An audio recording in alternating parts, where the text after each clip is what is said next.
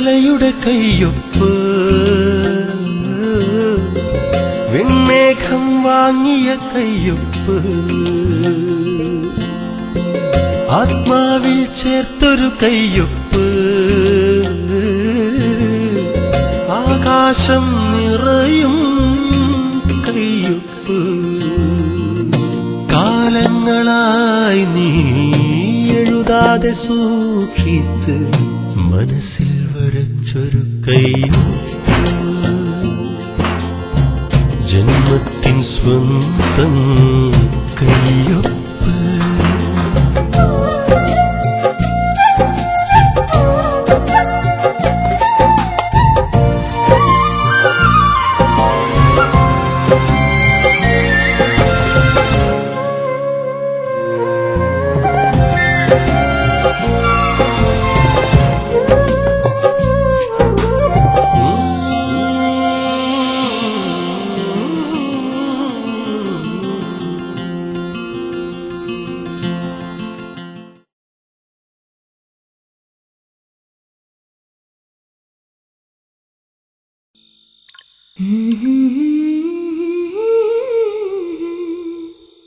जलते हैं जिसके लिए तेरी आँखों के दिए, ढूंढाया हूँ वही गीत मैं तेरे लिए.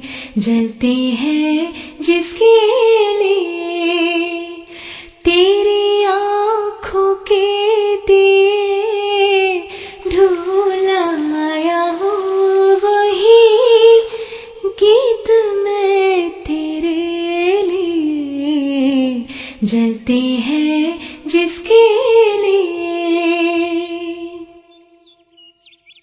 जब तलक नाए तेरे रस के भरे होठों से मिले, यूं ही आवारा जुल्फों के तले. जब तलक नाए तेरे रस के भरे होठों से मिले, यूं ही आवारा फिरे गाए तेरे जुल्फों के तले.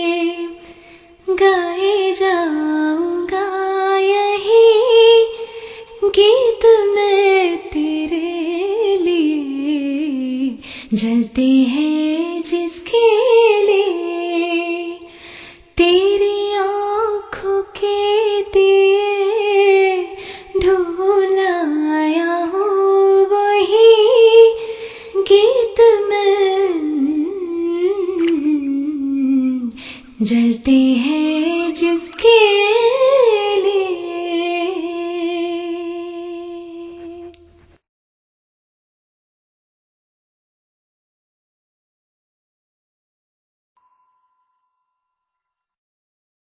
പുകയിലപ്പാടത്തിനപ്പുറത്തേക്ക് സൂര്യൻ മറയുന്ന ബാല്യത്തിന്റെ പകലറുതികൾ അവനെ കരയിച്ചിരുന്നു.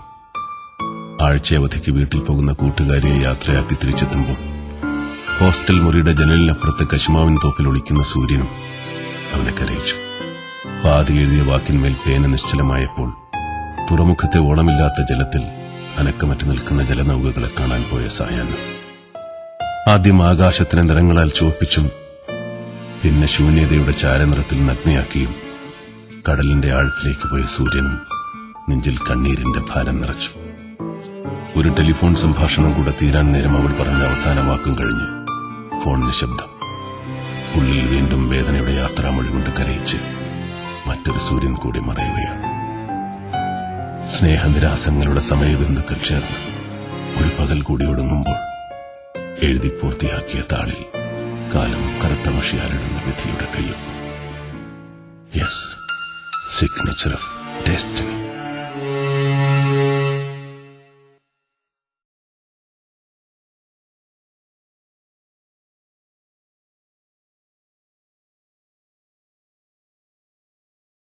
സാറേ സാറേ സാറേ കഥ തുറക്ക് സാറേ, നേരെ ഒരുപാടായി. കഥ തുറക്ക് സാറേ.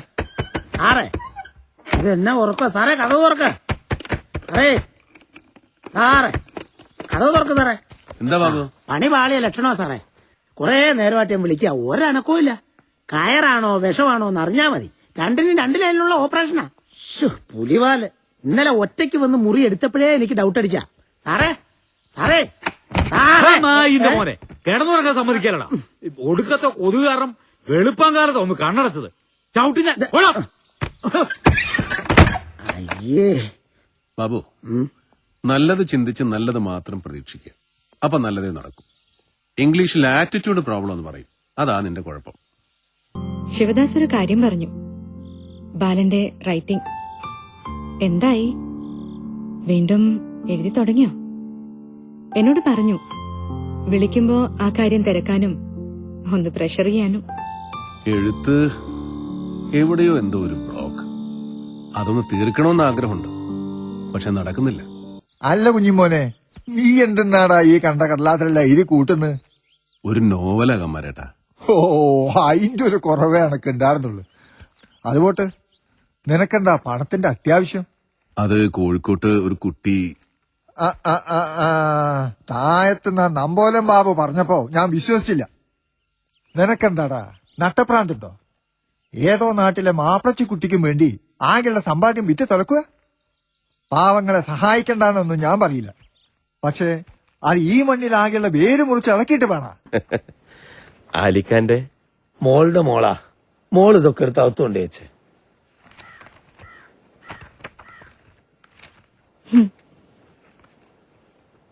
മോള് മരിച്ചുപോയി. ഓക്ക് ക്യാൻസർ ആയിനി. ആദ്യമൊക്കെ ഇവളെ വാപ്പ വരവും പോക്കും ഉണ്ടായിനി. പിന്നെ ഓൻ വേറെ കെട്ടി. പുതിയ പെണ്ണ് വന്നതിന് ശേഷം ഓന്റെ വരവ് നിന്നു. ഇപ്പൊ തിരിഞ്ഞു നോക്കണില്ല. ആരും വേണ്ട. പറിച്ചോൻ തിരിഞ്ഞിക്കാതിരുന്നാ മതി. വേറെ ആരും വേണ്ട. എനിക്ക് നയിക്കാൻ കഴിയുന്ന കാലം ഞാൻ പോറ്റിക്കോളും. അതിന്റെ ഇടയിലല്ലേ ഹലാക്കിന്റെ സുക്കേട് വന്ന്.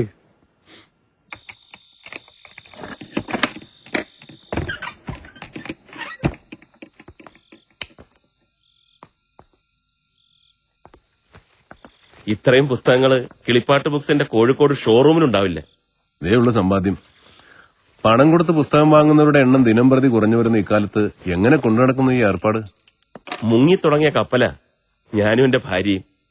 ലളിത, അതാ കക്ഷിയുടെ പേര്. ഞങ്ങളെ മനോരോഗികളായിട്ട് ചിത്രീകരിച്ച് കഴിഞ്ഞു സമൂഹം. പുസ്തകങ്ങളെ പ്രണയിച്ചവരായിരുന്നു ഞങ്ങൾ രണ്ടും. അതൊരു പോയിന്റിൽ പരസ്പര സ്നേഹമായി വളർന്നു. ക്രിയേറ്റീവായി ചെയ്യാൻ പല സ്വപ്നങ്ങളുണ്ടായിരുന്നു ഞങ്ങൾക്ക്. വീട്ടുകാരുടെ സമ്മതത്തോടെ വിവാഹം നടക്കില്ലെന്നായപ്പോ സുഹൃത്തുക്കളുടെ ജൈവിളികൾക്ക് നടുവിൽ രജിസ്റ്റർ വിവാഹം. അവൾ എന്നെ പോലെയല്ല, അല്പം കൂടി പ്രാക്ടിക്കല. വീട്ടിൽ നിന്ന് ചാടുമ്പോ കൈ കിട്ടിയ പൊന്നെല്ലാം കൂടി വാരി ബാഗിലിട്ടിരുന്നു. അത് വിറ്റിട്ടാണ് സഖാവ് മയക്കോവ്സ്കിയുടെ പ്രണയ കവിതകൾ ഇറക്കിയത്. പിന്നെ ജിബ്രാൻ, നെരൂദ, പൊന്നങ്ങനെ യോഗ്യന്മാരെല്ലാരും കൂടെ വീതിച്ചെടുത്തു. ഷെൽവിയുടെ വിധിയിലേക്ക് അധികം ദൂരത്തല്ലാത്ത ഒരിടത്ത് ഞാനും അവളും ഉണ്ട്.